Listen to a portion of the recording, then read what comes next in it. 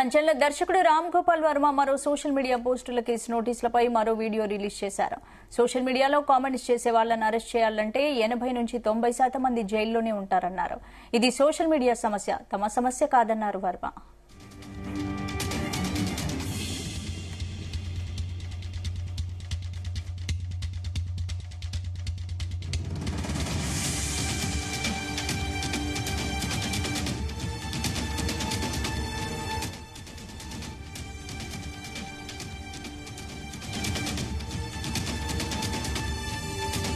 సంచలన దర్శకుడు రామ్ గోపాల్ వర్మ మరో సోషల్ మీడియా పోస్టుల కేసు నోటీసులపై మరో వీడియో రిలీజ్ చేశారు.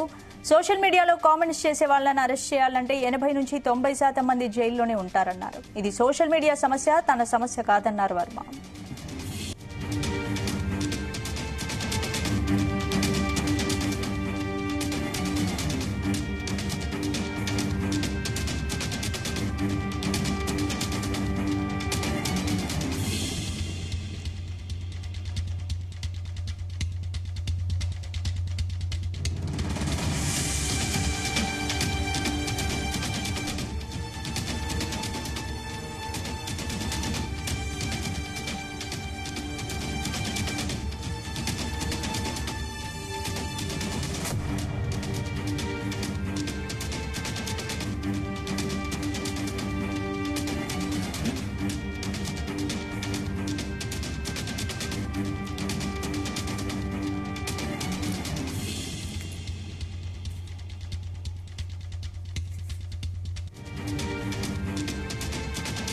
ఇదే అంశానికి సంబంధించి పూర్తి అప్డేట్స్ మా క్రైమ్ బ్యూరో చీఫ్ రవితేజ అందిస్తారు. రవితేజ, రామ్ గోపాల్ వర్మ ఈ కేసు ఎపిసోడ్ కి సంబంధించి మొదట ఒక వీడియో విడుదల చేయగా మళ్ళా రెండోసారి ఈ రోజు వీడియో రిలీజ్ చేసినట్టుగా సమాచారం అందుతుంది. సోషల్ మీడియా పోస్టుల కేసు నోటిఫికేషన్ పై రామ్ గోపాల్ వర్మ మరోసారి తన అభిప్రాయాన్ని వ్యక్తం చేస్తూ ఈ వీడియో రిలీజ్ చేయడం జరిగింది. సోషల్ మీడియాలో కామెంట్ చేసే వాళ్లను అరెస్ట్ చేయాలంటే 80 నుంచి 90% మంది జైల్లోనే ఉంటారని, ఇది సోషల్ మీడియా సమస్య, తమ సమస్య కాదంటూ కూడా వర్మ మరోసారి ఈ సంచలనమైనటువంటి కామెంట్స్ తన వీడియో ద్వారా తెలియజేయడం జరిగింది.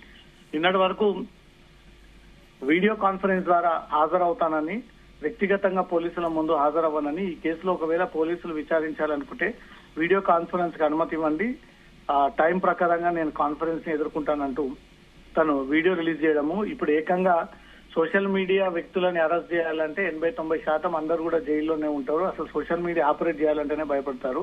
అందరికీ స్వేచ్ఛ ఉంది. భారతదేశంలో ఎవరైనా ప్రశ్నించేటువంటి హక్కు ఉంది, వారి అభిప్రాయాలను పెట్టుకునేటువంటి హక్కు ఉంది.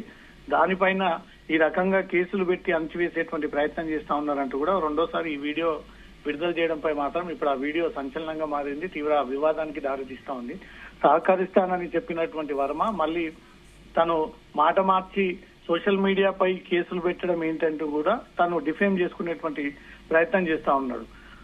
ఇప్పటికే ప్రకాశం పోలీసులు కొన్ని బృందాలుగా వీడిపోయి అతను ఉన్నటువంటి ప్రాంగణం కూడా తీవ్రంగా గాలింపు చర్యలు చేపడతా ఉన్నారు. హైదరాబాద్ లో తలదాచుకున్నాడా, శివారు ప్రాంతాల్లో ఉన్నాడా, లేదా వివిధ రాష్ట్రాలకు వెళ్లి అక్కడ తలదాచుకున్నాడా, తప్పనిసరిగా అతను పోలీసుల ముందు విచారణ హాజరయ్యేందుకు కూడా ప్రత్యేక బృందాలు అతని కోసం గాలిస్తా ఉన్నాయి. ఆ వర్మ ఒకవేళ అదుపులోకి తీసుకుంటే నేరుగా మద్దిపాడు పోలీస్ స్టేషన్ కి తీసుకెళ్లి వారికి ఉన్నటువంటి అనుమానాలు, వారిపై ఉన్నటువంటి అభియోగాలన్నిటిపై కూడా వర్మ నుంచి స్టేట్మెంట్ తీసుకొని మళ్ళీ తిరిగి హైదరాబాద్ పంపించేటువంటి ఆలోచనలు పోలీసులు ఉన్నట్టుగా తెలుస్తుంది. కానీ వర్మ మొదటి నుంచి ఈ కేసులో పోలీసులకు సహకరించకుండా, రిప్లై ఇవ్వకుండా, తను అందుబాటులో లేననే విషయాన్ని చెప్పనివ్వకుండా వీడియో కాన్ఫరెన్స్ ద్వారానే నేను హాజరవుతాను, తను సినిమా షూటింగ్ లో బిజీగా ఉన్నాను, ఈ టైంలో నేను పోలీసుల విచారణ ఎదుర్కోలేను అంటూ కూడా ఈ విషయాన్ని తెలియజేశారు. కానీ పోలీసులు మాత్రం వర్మ కోసం తీవ్రంగా గాలింపుగా కొనసాగిస్తా ఉన్నారు. సందర్భం.